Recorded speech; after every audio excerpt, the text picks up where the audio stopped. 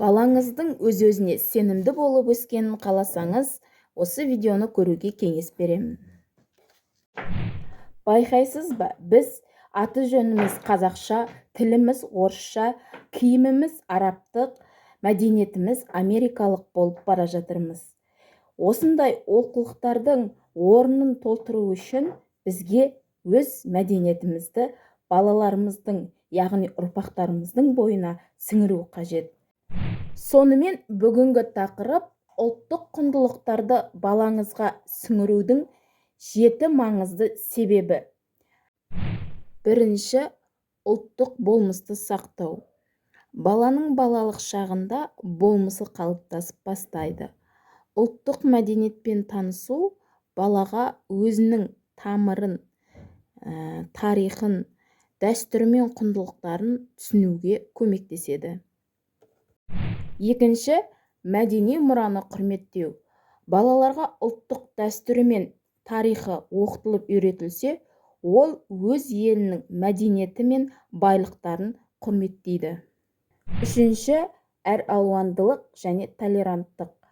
Яғни баланың өзінің ұлттық мәдениеті туралы білімі өзге ұлттық мәдениеттерді тануға және оларды құрметтеуге көмектеседі.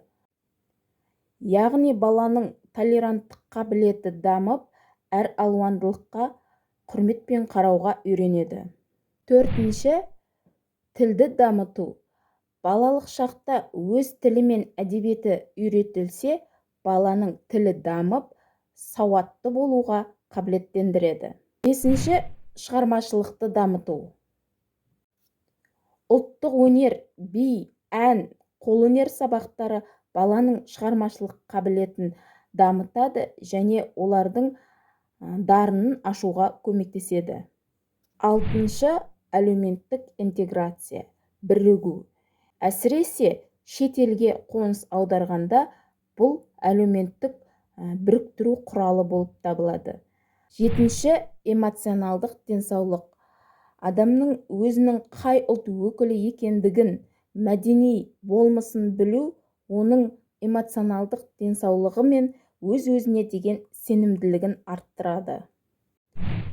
Сондықтан балалық шақта балаңызға ұлттық құндылықты бойына сіңіруге асығыңыз. Сонда ғана ол өзінің сол ұлт өкілі екендігін мақтанышпен айта алады.